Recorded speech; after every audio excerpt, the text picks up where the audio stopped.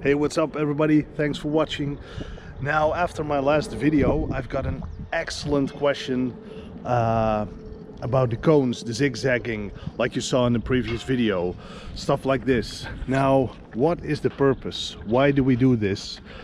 Well, first of all, leave it to the Dutch to overthink things, but in this case it makes sense. So, a slalom like this. You probably won't encounter something like this on the open road. But what is the purpose? The purpose of this is actually that if you drive a motorcycle on the road, that you are really comfortable with the bike, know the capabilities of the bike, and also how to take corners in a bike. That actually reminds me, I once saw a video. This was somewhere in the United States. There was this guy on a beautiful chopper. He's riding around and he sees someone else on a chopper riding, and first corner comes up and he just goes straight, flies out into the dirt and crashes. And you see it's a guy, his first ride on a motorcycle, doesn't have a clue what he's doing, doesn't even know how to take bends or a corner on a motorcycle.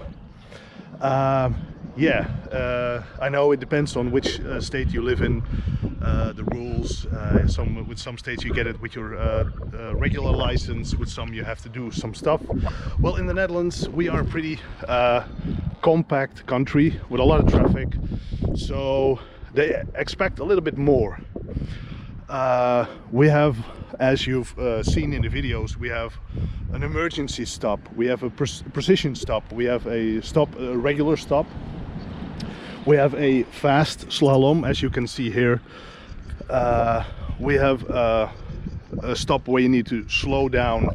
It's not a stop, but you need to slow down, shift back, and then swerve around cones. We have a U-turn, we have a left and right, we have an 8, we have the slow slalom, leaving a parking spot, parking with your motorcycle, and yeah, lots of exercises that will make you familiar with the capabilities of the bike and learn the cornering. You can lean with the bike, but you can also lean against the bike.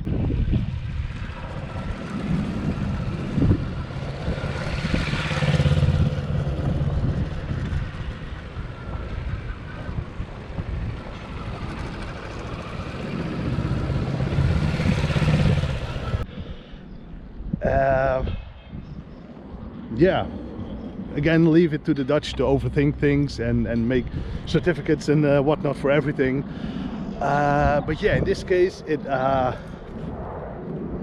makes sense, and I feel really comfortable handling my bike on the open road, be it to swerve around obstacles when it's wet, certain things like white stripes, sewer covers, everything can get slippy. So yeah, it might look a little bit much, but trust me, in the end it's all for the good of the rider itself.